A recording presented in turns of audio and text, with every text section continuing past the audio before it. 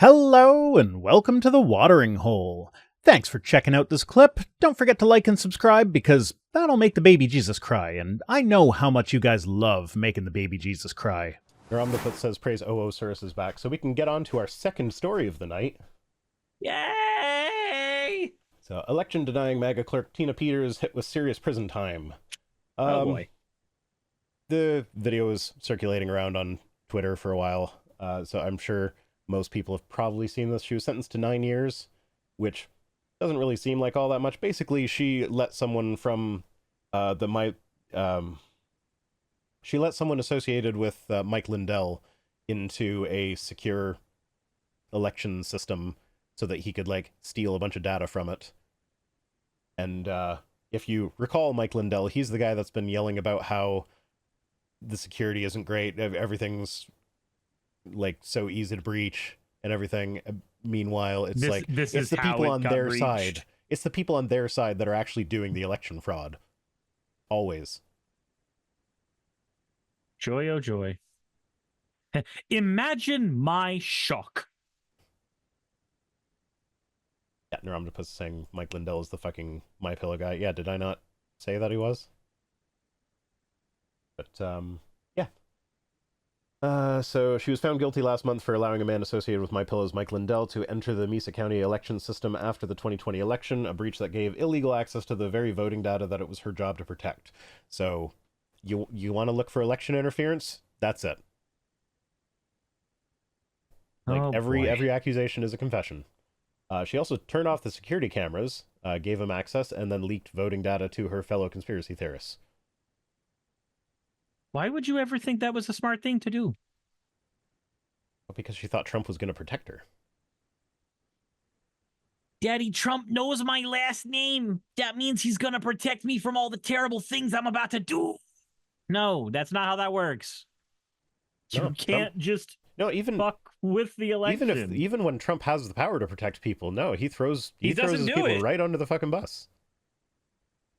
Like, he had the opportunity to pardon a bunch of January 6ers before he left office. He could have done it. He chose not to. It reminds me of that scene from the Harley Quinn show where Poison Ivy is just having to explain very, very, like, gentle parenting to Harley Quinn. He's not gonna bust you out.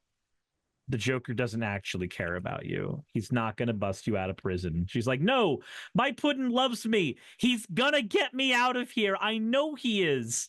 Nope. He's not going to do it. He doesn't actually give a shit about you. Yeah. So, District Judge Matthew Barrett indicated Thursday that Peters' lack of regret for her crimes was partially why she'd be spending nearly a decade in a state prison. At her age, isn't she just going to die in the prison system? Not necessarily, but possibly. Says, I'm convinced you'd do it all over again if you could, he told Peters Thursday. You're as defiant a defendant as this court has ever seen. Yeah, she was, like, yelling at him. He had to reprimand her several times. Says, you're no hero, you're a charlatan who used and is still using your prior position in office to peddle a snake oil that's been proven to be junk time and time again.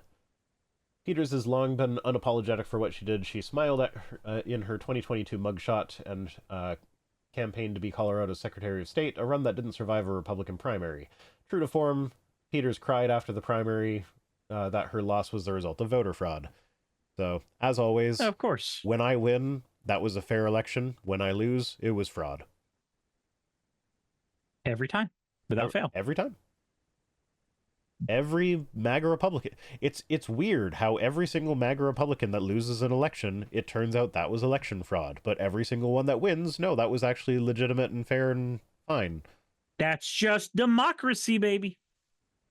But yeah, that's basically it. Just wanted to mention that some people are starting to see comeuppance for the shit that they pulled in 2020, which it gives me some hope, in spite of the Some More News video that I just watched today about all the anti-election shit that's happening thanks to the Republicans, supposedly in the name of election integrity, but really to stop people that are in demographics that lean Democrat from voting. Hip Like- hip hooray. Like, hey, there's literally they've literally resurrected a Jim Crow law, like, and not like a law that is reminiscent of Jim Crow laws, like an actual law that was written in the 1890s. And the person who wrote it went explicitly on the record saying this law is to stop black people from voting.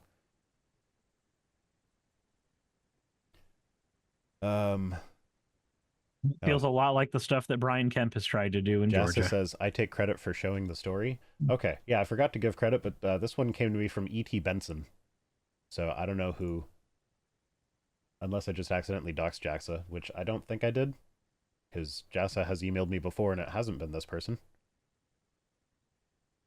So I'm sorry if I just doxed you. I didn't mean to.